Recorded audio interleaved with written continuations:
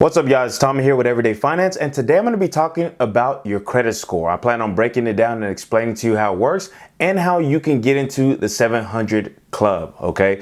So if that's something that interests you, be sure you stay tuned. Now, I wanted to shoot this video because I think nowadays there's so much information out there on the internet that it almost makes it seem so complicated for you to be able to just achieve a good credit score, okay?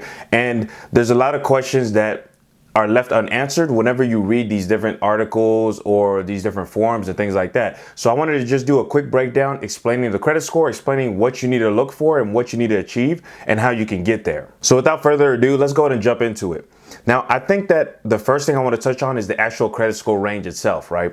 Now, when I'm talking about a credit score, there's actually a lot of different credit scores out there. Okay, they're really just scoring models. The way you got to look at it is, people have created ways to score your credit report, right? And so all these different companies that have created scores, they are trying to pitch these scores to, lenders, whether it's someone giving you an auto loan, someone giving you a mortgage, whatever it is. They're trying to convince that person to use their score because it is the one that's going to limit the most risk for that lender. Okay, so when you think about credit scores, for example, one thing I always try to mention is the score you see on Credit Karma is not actually the real score that a lender will see, right? Because again, a different scoring model. With this type of score that you want to look for is always called a FICO score. Now, it's becoming a lot more popular out there. You're going to see a lot more companies that are starting to show it, especially, for example, if you have a bank account at one of the larger banks, they're typically going to start showing this information to you and showing you your FICO score for at least one of the credit bureaus. So your FICO score actually ranges from a 300 all the way to an 850. Okay, so the lowest you can have is a 300, the highest you can have is an 850. So basically what that means is there's really about 550 points in the middle that you're able to play with. So either you lose off 550 and you get a 300, or you gain off 550 and you have the holy grail 850 credit score. Now, one thing I do want to touch on is that you really only need to get to about the 720 to 750 range. A lot of people are striving to get to the 850s, but really once you get to about the 720 range, you're going to be able to get the best car loans, the best home loans. You're going to be able to get approved for most credit cards, and you're really going to be in a really great situation at that point. So next, what I'll do is I'll break down the different categories of a FICO score so you have an idea how exactly the points are calculated. And then I'll tell you something about the rule of 65 and how I've used this to help a lot of people be able to get into the 700 club. Now, a breakdown of the credit score is like this, right? It's really broken down into 5 categories: 35%, 30%, 15%, 10%, 10%. Okay, so the first 35% is your payment history. This one's going to count for about 192 points, a little over 192 points. And payment history is really just what it sounds like, right? Making sure that you're making payments on time. Now, of course, this is this one encompasses more than that, right? But at the core of it is just how you're making your payments. They're looking at it. Are you 30 days late? Are you 60 days late? Are you 90 days late? And then the further you go from that all the way to a charge off, which can eventually turn into a collection, a repo, foreclosure, bankruptcy, things like that, right? So this is really the biggest category of your score. It takes up 35% and is the one that, is going to have a huge impact on you and probably the easiest to mess up, because once you make a mistake in this category, it's a lot harder to clean it up depending on how long you let the mistake fester. Now, the next category is your credit utilization. That accounts for 30% of your score, and that's 165 points. Now, credit utilization is one of the easier categories for you to be able to manipulate or gain the points in that category. And really all it has to do is how much of your credit are you utilizing? And that means how much of your credit cards are you using? Okay, so if you're maxing out your credit cards, you're more than likely losing a good majority of the points that you get in this category. But if you are, paying off your credit cards in full every single month, then you're going to see that you're going to pretty much gain the majority of the points in this category. Now, these final three sections are a little harder for you to be able to, manipulate, because they are really, it really affects either time or, it's categories that, to me, you don't want to spend too much time on, because there's a better ways to spend your time. But I'll break these three categories down, then I'll jump into what I think you should do when it comes to a technique. Now, the first one is going to be length of credit. That's about 82 points. And it's 15% of your score. Length of credit just means how long are you keeping your credit accounts open. That's typically why I recommend to people, if you have a credit card that has no annual fee and, maybe you're not using it that much, it doesn't make sense for you to close down the credit card, right? I'd recommend you leave it open. Maybe you run a couple expenses through it every once in a while and then you pay it off, just because that's helping you. It's helping increase your score. It's helping you with this category, the length of credit. Okay, so this one, it really just has to do with time. There's not really any, there's not too many ways where you can actually improve heavily this part or this section. The next two sections are credit mix, which is 10% of your score, 55 points, and credit inquiries, which is 55 points as well, 10%. Now, credit mix just means they want to see that you're using different types of credit. So that's like installment loans, and you're using revolving credit like credit cards. And credit inquiries is really, for some reason, the category that people like to focus the most on, right? And credit inquiries just means, how many inquiries do you have, or how often are you trying to apply for new credit, right? So that's a factor that they like to look at, because it kind of tells them, if you're, always applying for credit, right, you're going to be more of a risk factor to them than someone who applies once a year, or, once every couple of years, things like that. Now, those are the categories broken down. What I first recommend that you do before you do anything, right?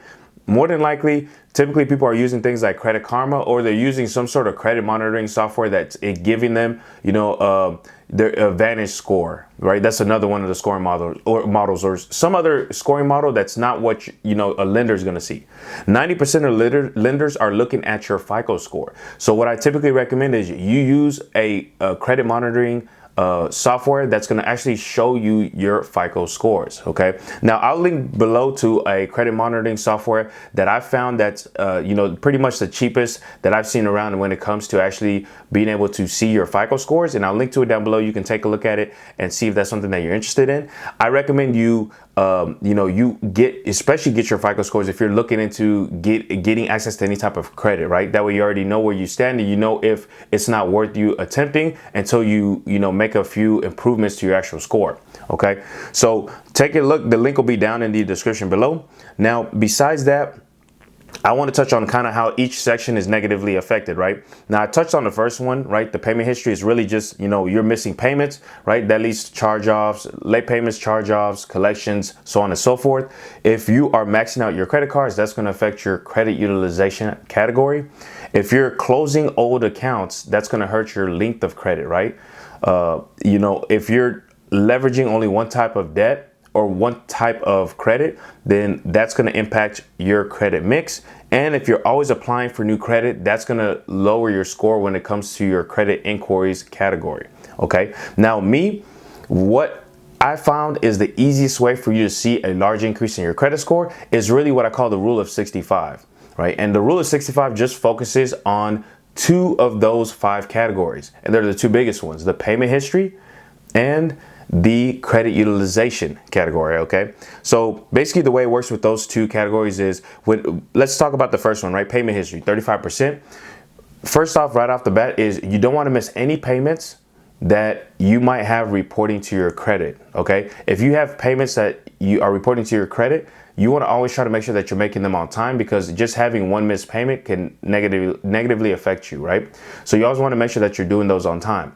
Now, if you're in a situation where you already have late payments, you already have, collections, whatever the issue is. Now, I have shot other videos breaking down each of those different categories, but you want to start working on disputing any type of negative stuff that you have on your credit report. Okay, so collection accounts, you want to get those removed. You want to try to see if you can get charge-offs removed, see if you can get the creditor to help you out with those late payments, repos, all those different things, right?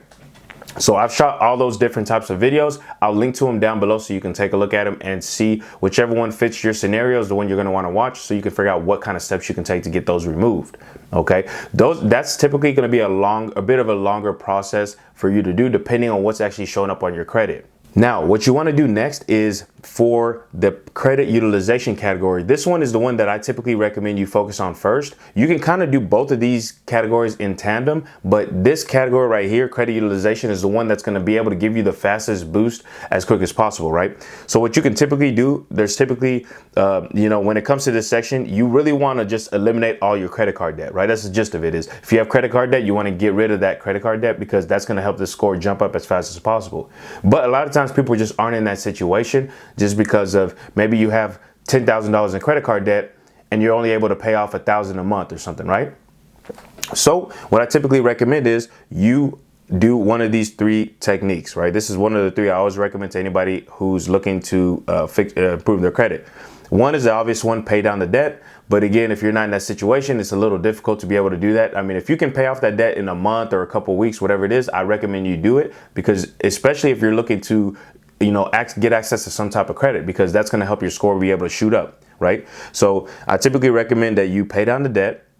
The second option is getting an increase to your credit limits. Okay, you got to understand that with credit under utilization, it's just a percentage, right? The way it's broken down is, they only look at a percentage of how much of the debt that you're using, right? So if you have $1,000 of available credit throughout all your credit cards, you can access up to $1,000, and you're using $500. That's 50%. But you're in the same boat as someone who might have $10,000 available, but they're using $5,000, right? So you kind of see those two different, even though they're two different amounts, they still have the same credit utilization because it's looked at as a percentage. So what you can do is, if you can't pay down your debt immediately, what you can do is you can try to get credit limit increases. Okay. Now, I've shot videos talking about that. You can check out my on my channel. There's videos that I've shot kind of detailing about what kind of techniques you can use, you can try to do to get credit limit increases easily from the existing credit card companies that you are working with, right? Now, another option is if you're not able to do one of those two, right? What you can also do is you can actually be able to just get access to new credit. Okay, so you want to start looking for credit that you're going to be able to get approved for. I typically recommend no credit check cards. There's a lot of new fintech credit cards out there that they use other types of banking data instead of using your credit score to be able to give you credit, different things like that, where you're able to increase the amount of credit that you have. And again, it's going to have the same effect as you getting a credit limit increase, where it's going to lower your credit utilization and you're going to be off in a better place. So those are really the three options that I recommend. A bonus one that you can do is you can try to be added as an authorized user. Now, again, I shot a video on that one as well, but I'll break it down here a little bit. Basically, when you're added as an authorized user to a credit card that maybe, let's say, a family member or a friend has, you inherit all the information from that card onto your credit report. Okay, so we're talking, if they have a 0% credit utilization, right? They have no credit card debt on that card, you inherit that. If they've had that card open for 3 years and never missed a payment, that also is going to show up on your credit report as well. Okay, so that's an option, but you just want to be careful with that. You don't want to sign up, get someone to add you to a credit as a authorized user onto their credit card, and they've been missing payments every other month or something, right? That's going to negatively affect you. Okay, so that's you want to make sure that you look at both sides of it.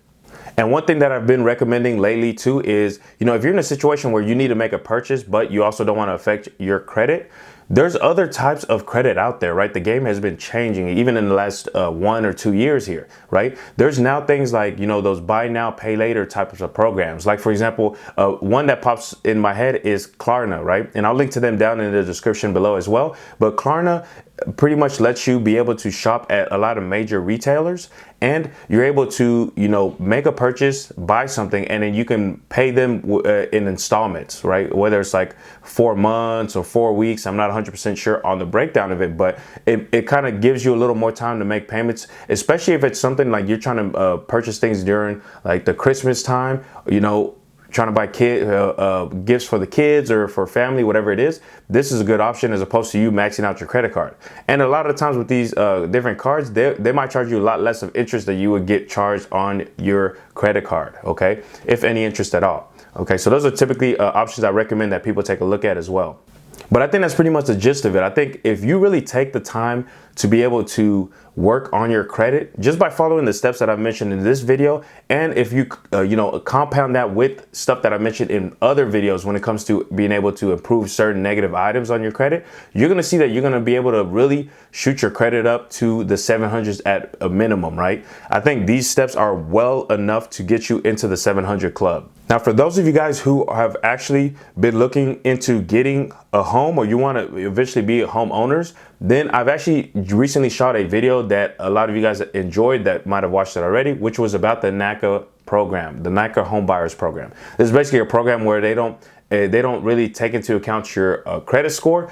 Now, they will look at other financial data from you to be able to decide whether you qualify for certain houses and whatnot. But it's a great program for someone who's looking to get into a home and wants to you want to be a little more handheld through the process, right? They're going to really walk you through exactly how everything works, and they're kind of going to set you up for success. So I'll link to that video down below. Take a look at it to get an idea whether the NACA program is for you, and be able to kind of get an idea what kind of programs or home buyers programs are out there available for you. Anyways, that's going to be the gist of this video, guys. Be sure that you throw a like on this video if you found this information valuable, and make sure you hit the subscribe button down below so you don't miss any of my future videos. Alrighty, so that's going to be it, guys. I appreciate y'all watching, and I'll see you at the next one. Peace.